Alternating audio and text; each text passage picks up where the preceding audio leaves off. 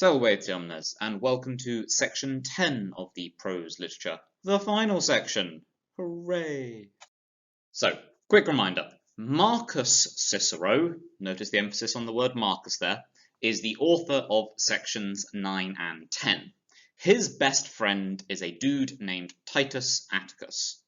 Somewhere around 70-ish BC, Marcus Cicero and Titus Atticus arrange a marriage between their younger siblings, Quintus Cicero and Pomponia. Girls only tend to get one name. Yes, it's sexist. Sorry about that. Section 9 is set in 68 BC. The marriage is really struggling, and Quintus is perhaps not behaving very well towards his wife Pomponia, so Marcus sends a letter to Atticus saying, chill out dude, I've given my younger brother some advice, I think it'll all be fine. Apparently this worked. The two stayed married and they do have a son. There's now a 17-year gap towards section 10, which is set in 51 BC. Short version, marriage is not going well. Postridie, on the next day, profecti sumus. We set out, deponent verb here, which is on the GCSE vocab list. Ex arpinati, from Arpinum. Prandimus, we had lunch, we dined in Arcano. In Arcanum, which appears to have been some very, very small place in Italy. Nosti, you know. He's speaking directly to Atticus here in the present tense. You know, hunc fundum, this farm. Effectively here, this is in brackets. Please note, the brackets, like all punctuation, is added by an editor. Cicero didn't use actual brackets like this. Ut with the indicative, so as venimus, we came, quo, to it, literally to which, i.e. vam, so to it. Quintus inquit, Quintus said, humanissime, very politely. Notice the superlative. Pomponia, tu invita, you invite. Invita is actually an imperative here, so we don't really need the to, but whatever. You invite the mulieres, the women, vero, but ego I, acquivero, will summon the pueros, the literally boys. I've translated this as lads.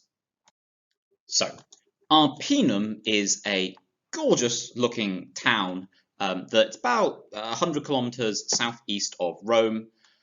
So still a few days trip in those times, although nowadays not so much on the motorway.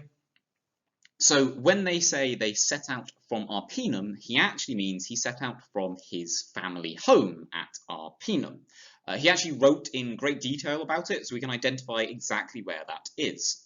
Cute and all, except for the fact that it caused havoc in times later because people loved Cicero so much and they really wanted him to be identified with their hometown. Fine and all, except for the fact that the boundaries of the town moved over time, and so apparently two knights literally fought a duel in medieval times to establish whether or not he should count as being from Arpinum or a nearby town of Sora, because I don't understand anymore. Anywho, not important. Quintus appears to have owned a farm estate or something at Arcanum. I don't know where that is. It seems to have been too small a place to have really survived in any major form. However, Atticus clearly does know where this is because Cicero says so in his letter. You know this farm. So this is a fairly sort of standard trip to them. No big deal. So, continuing the letter. Potuit, he could have, brackets, said, nihil, nothing, quidem, indeed, ut, as, visum es, it seemed mihi to me. Dulcius, notice the comparative adjective, sweeter, que id, and that, cum, with, his verbis, his words. Tum is slightly tricky to translate here, I've translated it as but. So tum, but etiam, but even animo, in his heart, ac vultu, and expression. What does he mean? Cicero says, I looked at him and he spoke incredibly politely to his wife. He didn't look sarcastic. He had a nice, caring expression on his face for some reason. Illa, but she inquit said, nobis audientibus, with us audientibus present participle, listening. Ego, I, ipsa, myself, sum am, the hospita hic, the hostess here. I'm putting a little bit of emphasis on the words. Autem, moreover, id this ut opinor, as I judge it, as I opinion it, brackets came, ex eo, came out of it, or this fact, as I've translated it, quod statios, or statios, because Statius anticesserat, had gone on ahead, ut videret, to see to the prandium nobis, the meal for us. Notice here, by the way, we have two different uses of ut. We have ut visum, and or is it ut opinor for ut plus the indicative, meaning as and when, as opposed to ut videret with a purpose clause, so that he might see for the meal to us. Who on earth is this guy Statius? Apparently he is an ex-slave of Quintus's, and so he's now one of the sort of followers that sort of hangs around with Quintus and does what he kind of asks us to and gets sort of a little bit of cash towards dealing with problems. Cicero elsewhere says that he really doesn't like how much influence this guy Statius has over Quintus, and therefore the fact that Statius sort of goes ahead to deal with lunch is actually is part of a broader problem that Pomponia currently has about how much influence other people have over her husband as opposed to how much influence she has. Tum Quintus, then Quintus, inquit mihi, said to me, en si, patio, or ego patio, I suffer hike these things, neuter plural, quotidie, every day. Dices, you might say, quid, what, quaeso erat, I ask, erat was istud in that. It basically means so what as a phrase. Magnum, a big deal. Idque, and that, ipsum, very thing, commoverat, had concerned me. Sic, so absurde, absurdly, et aspere, and bitterly or sharply, responderat, she had responded in her verbis, in her words, and vultu, and expression. Dolens, upset, grieving, dissimulavi, I disguised it. It's worth noting that obviously this is just a sort of a relationship issue that's happening in front of them, and in front of friends and family, like Cicero hears himself, and it's really awkward to watch this kind of thing.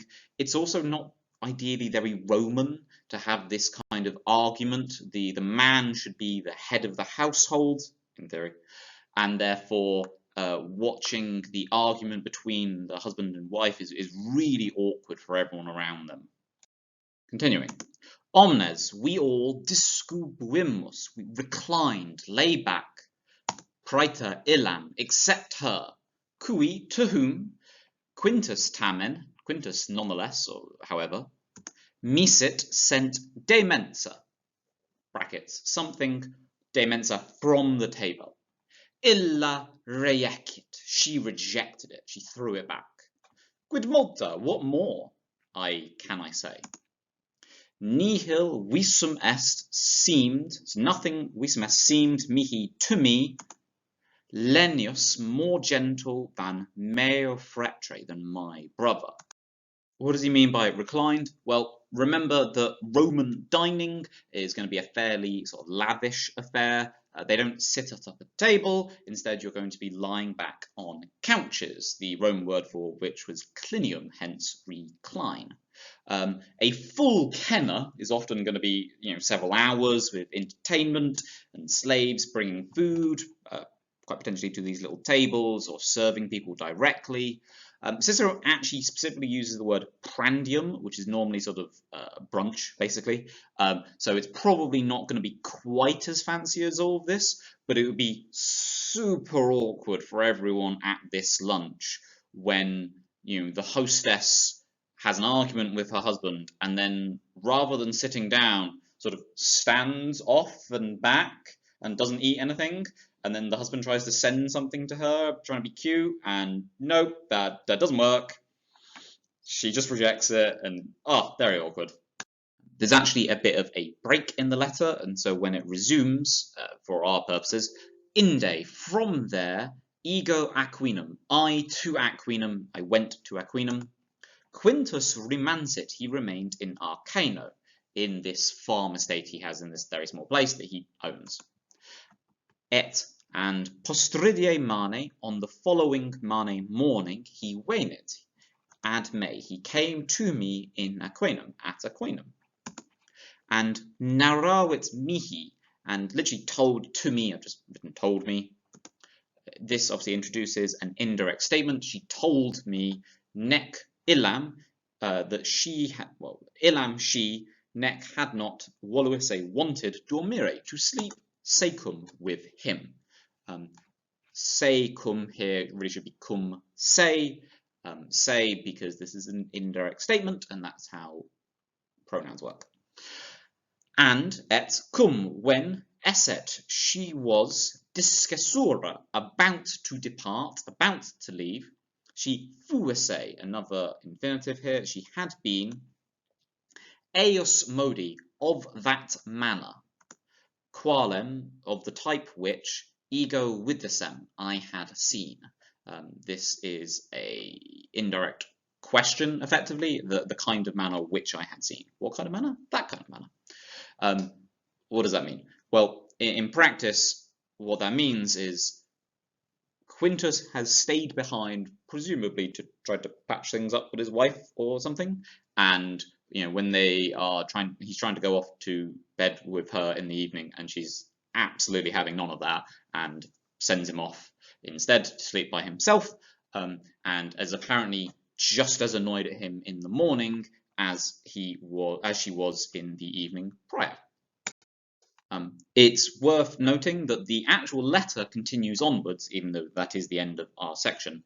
The finish to the letter, by a translation that I have not done myself, you may tell her to her face that in my judgment she showed herself lacking in kindness. I have gone into the matter at greater length perhaps than was necessary, but I wanted you to realize that you too have something in the way to do of training and admonishing, i.e., it's not just Quintus who's being a pain here in this letter. Quintus was supposedly quite a sort of brash and impetuous dude, so at least some of the fault of this marriage is probably on him, but Cicero really wants Atticus to also tell his sister, shut up and get on with it, that's not how you act in a marriage. What did Pomponia think of said marriage? Who knows? We just don't have it. Image not available at all. We have nothing of what she really says, but it is worth noting that their only child either took his mother's side, or at the very least was very upset when his parents got a divorce. Junior then sent a letter to Quintus, basically telling him in no uncertain terms, oi, don't marry this wealthy woman, it's right after your divorce, that's not cool. Who knows? Pomponia herself completely disappears, and we do not know what happens to her. This isn't really helped by the fact that this is kind of getting towards the end of the Republic, and it's all a bit of a mess, and all three Ciceros, that is to say, Marcus Cicero, the author, Quintus Cicero, the guy being talked about in this marriage, and their son, Quintus Cicero Jr., all get murdered about, 8 years later by Mark Antony. So, And there we have it, the entirety of section 10, the final section. An interesting bit in terms of Conflict and Conquest. Remember, this is the title of the prose literature, Conflict and Conquest. Why have OCR decided to include, after 8 sections of battle narrative, 2 sections on marital conflict? Are there any similarities?